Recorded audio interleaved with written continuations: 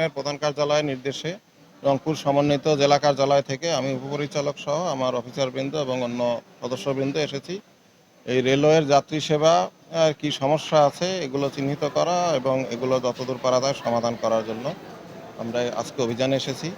তো অভিযানে এসে যেটা দেখলাম যে এখানে প্রথমত পরিষ্কার পরিচ্ছন্নতার বেশ অভাব আছে।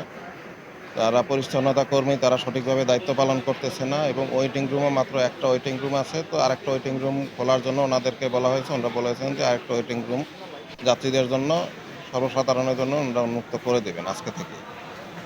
এছাড়া যারা পরিষ্কারের দায়িত্বে আছে তাদেরকে শোকজ করে তাদের বিরুদ্ধে তারা যেহেতু কাজ করতেছে না অ্যাকশন নিয়ে আমাদের কোনটা জানাবেন। আরও স্টেশনে কিছু সমস্যা আছে সেগুলো আমরা চিহ্নিত করে এগুলোর বিষয়ে আমরা প্রধান কার্যালয়কে জানাবো। তারা যেভাবে ইনস্ট্রাকশন দেয় সেভাবে আমরা পরবর্তী কার্যক্রম নেব। এই যে সে বিষয়ে আমরা আমাদের অভিযান চলমান আছে। এ বিষয়ে টিকিট কালোবাজারির কিছু অভিযোগ আমাদের কাছে এসেছে, এগুলো আমরা দেখব এবং আপনাদের কাছেও যদি কোনো সুনির্দিষ্ট তথ্য থাকে অবশ্যই আপনারা আমাদেরকে জানাবেন। হচ্ছে যার কারণে বহুত অতিরিক্ত যাত্রী এখানে আপ ডাউন করে এবং টিকিট কালোবাজারি বলতে এখন তো সব টিকিট অনলাইনে। কালোবাজারি তো কাউন্টারে কোনো কালোবাজারি হওয়ার সম্ভাবনাই নেই। আর যদিও থাকে সেটা তো ঊর্ধ্বতন কর্তৃপক্ষ আছে তার জন্য দেখার জন্য, পুলিশ আছে, আর্মি আছে, সবই আছে।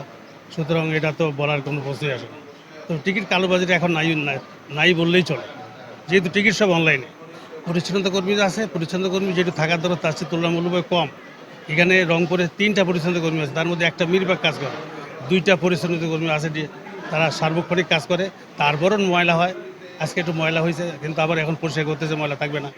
উনি এগুলো কথাই বললেন যাতে স্টেশন পরিষ্কার থাকে, বাথরুমগুলো খোলা থাকে। বাথরুমটা সার্বক্ষণিক খোলা রাখার জন্য বললো, ঠিক আছে 2টা বাথরুমই খোলা থাকবে আজ থেকে।